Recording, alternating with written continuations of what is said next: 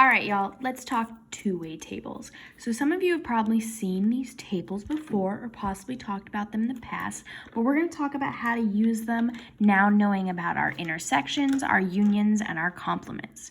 Okay, so two-way tables are a chart that allow us to show the probabilities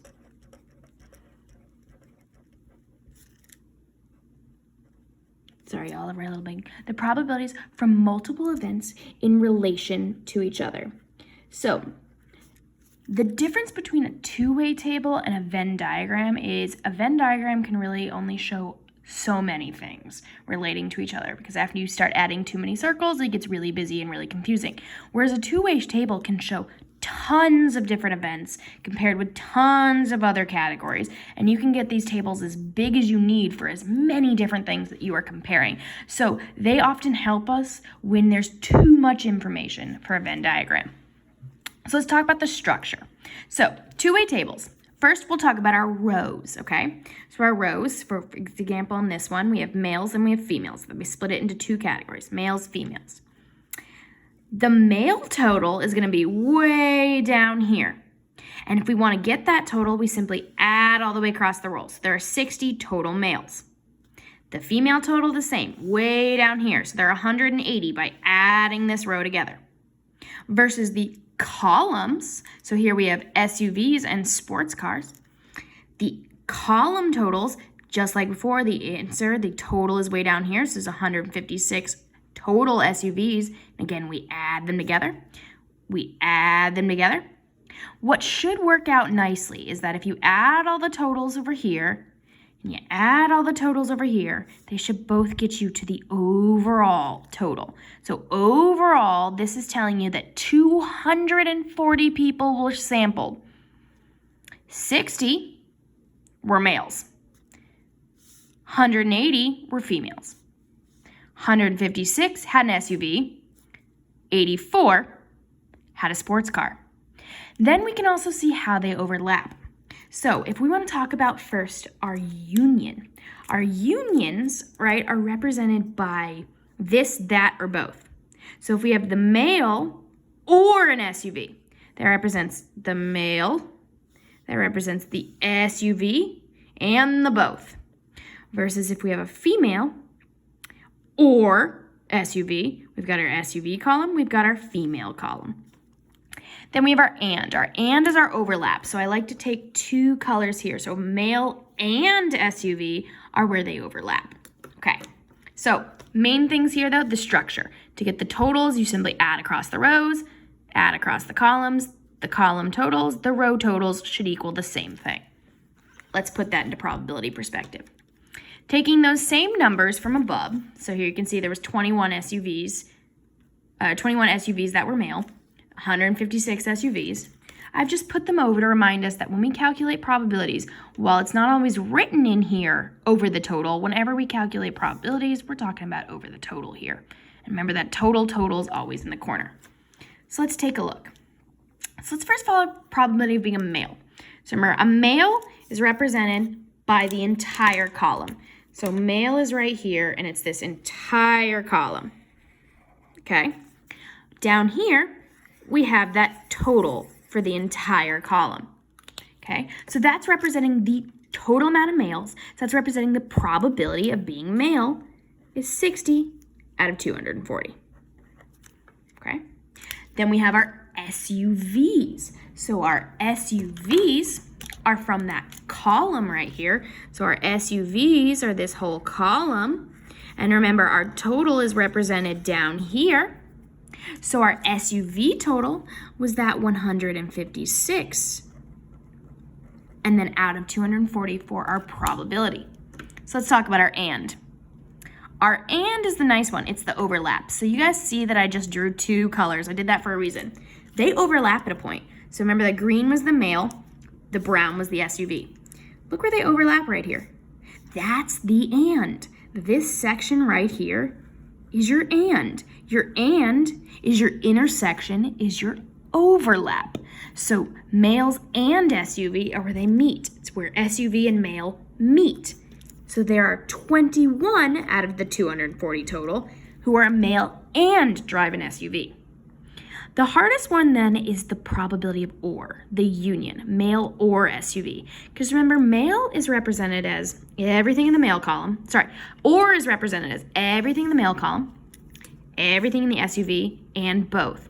So what happens is if we just add all the things from the male column and add all the things from the SUV, we double count this 21, which is why I'm going to bring you back to the addition rule. So remember, the addition rule said this, the probability of or. So in our case, the probability of male or SUV is equal to the probability of the first one, so male, plus the probability of the second one, SUV, minus the probability of both. Let me scoot it over for you. So again, the or is equal to the first one plus the second one minus the both.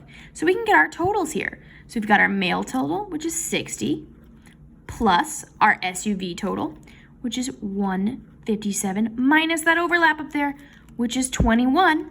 So we can go ahead and we can do 60 plus 156 minus 21, and that gets us 195. So 195 people are either male or SUV or have both, and always that's over our total, okay? So that's how to represent our probabilities here on a two-way table. Let's try and put it all together, and let's try an example out. Okay, so before we can do anything with our probabilities, like we've always done in the past, you can't calculate a probability without totals. So let's put our use of how to do our totals together. So we know how to calculate totals. We've got that down, but let's remind ourselves, right? To calculate the totals across our rows, we're going to add all these together. So we're going to do 36 plus 19 plus 34 plus 51. That is 140. So that 140 represents how many sugar cones? Let's get our waffle cone total. Again, it'll be 35 plus 56 plus 35 plus 24. That is our 150. So 150 waffle cones were sold. Now let's get our row totals, or our column totals. So chocolate will be 36 plus 35. So 36 plus 35 gets us the total of chocolate is 71. Butter pecan will be 19 plus 56. So our total here is 75 butter pecan. Okay, fudge ripple will be 34 plus 35 and get us our 69 fudge ripples. Cotton candy will be 51 plus 24, and that'll get us 75 cotton candy. What should happen now is if we add up the total of the rows, the total of the columns, they should get the same number. So 140 plus 150 is 290. But let's double check. 71 plus 75 plus 69 plus 75 is also 290. Remember, that's the overall total of how many people were sampled in this. So all of our probabilities should be out of this guy because that's our overall total. So let's go ahead and let's try this out. Okay, so let's start with the probability of sugar cones. Remember, we're going to go to sugar cone. We're going to go all the way to the total. The total is 140, but whenever we calculate probabilities, we always do 140 out of our total, which is 290. We can choose to leave it like that, or remember, we can do division, and you can do 140 divided by 290. We can go ahead and round that. We can say, okay, it's 0.48, or about 48%. So this means that the probability of somebody buying a sugar cone at this ice cream place is 48%. Probability of chocolate. So chocolate is in our columns here. So chocolate total down here is 71. So it's always 71, there are 71 chocolate out of our 290 total. Again, we can do 71 divided by 290. That is about 24, which is about 24%. So 24% of the things sold were chocolate. Okay, let's rev it up a little bit. Remind ourselves, this is the probability of sugar cone and chocolate. So remember, this is our overlap. So here's what I'm going to do. I'm going to find my overlap. So I'm going to find my sugar cones. I'm going to find my chocolate, and I'm going to see where they overlap. I can do that with my hands here. I can do chocolate and sugar cone and see where they meet. They meet in this cell right here. So this cell right here, this 36, represents our overlap. So our overlap are people who bought sugar cones with chocolate on them is 36. So we're going to do 36 out of our 290. And again, I'm going to do 36 divided by 290. I'm going to get about 0.12, or about 12% of the things they sold were chocolate on a sugar cone, aka my order. All right, here's the difference here. This is sugar cone or chocolate. So remember, that means it includes all of the sugar cones, it includes all of the chocolate, it includes the both.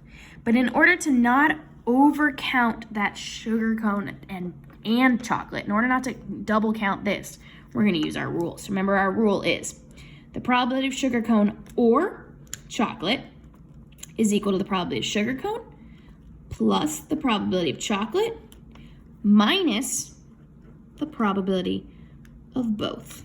So we've got those numbers right above us. So the probability of sugar cone is 0.48. The probability of chocolate is 0.24. The probability of both is 0.12. So we're going to go ahead and do this. We're going to do 0.48 plus 0.24 minus 0.12. And then the probability of getting a sugar cone or chocolate, which again represents saying yes to a sugar cone, saying yes to chocolate, or saying yes to both, is about 0.6 or 60%. So 60% of their orders were some combo of sugar cone or chocolate. All right. What about the not? So remember, not is kind of hard.